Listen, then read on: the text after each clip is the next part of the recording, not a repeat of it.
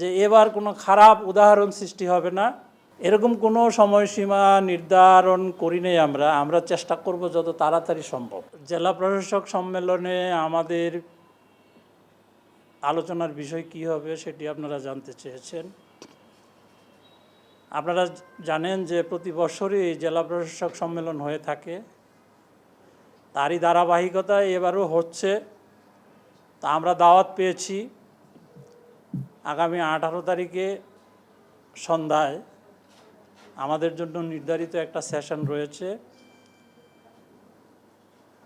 তো প্রতিটি মন্ত্রণালয়, প্রতিটি কমিশনের সাথেই মাঠ প্রশাসনের কাজকর্মের বিষয়ে আলোচনা হয়, বিভিন্ন নির্দেশনা থাকে। তো এবারও নির্বাচন কমিশনকে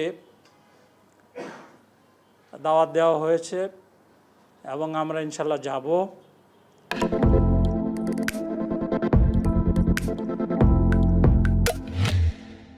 তো সেখানে আমাদের বার্তা থাকবে, যেহেতু নির্বাচন কমিশনের কাজ হলো নির্বাচন করা, আর নির্বাচনের পার্ট অ্যান্ড পার্সেল হচ্ছে মাঠ প্রশাসন। এখানে জেলা প্রশাসকরা গুরুত্বপূর্ণ দায়িত্ব পালন করেন, পাশাপাশি আইনশৃঙ্খলা বাহিনী।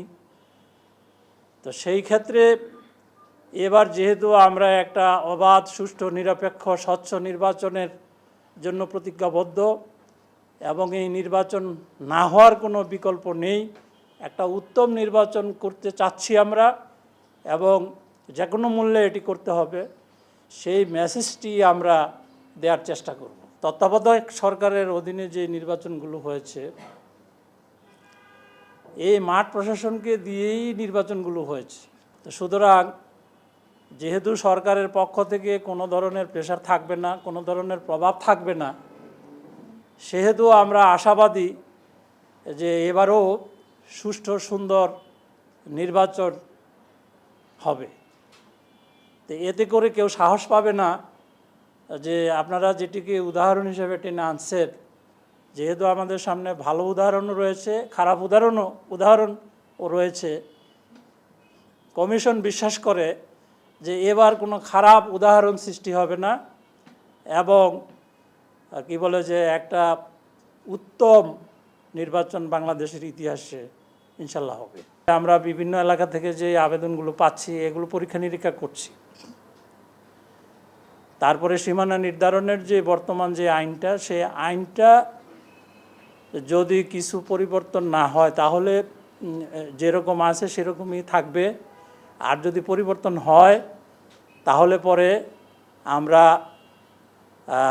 কি বলে যে যথোপযুক্তভাবে, যেটা বাস্তব, যেটা করলে যেটা মানুষের আকাঙ্ক্ষা, সেই আকাঙ্ক্ষা অনুযায়ী ইনশাল্লাহ হবে।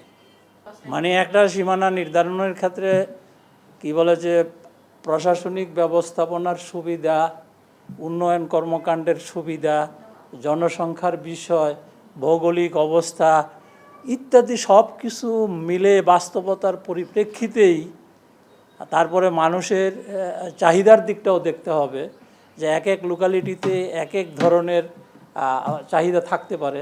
সেগুলো পরীক্ষা নিরীক্ষা করে মানে নির্বাচন কমিশনের কাছে যেটি যথোপযুক্ত মনে হয় সেটি করার চেষ্টা করবে। এরকম কোনো সময়সীমা নির্ধারণ করি নেই।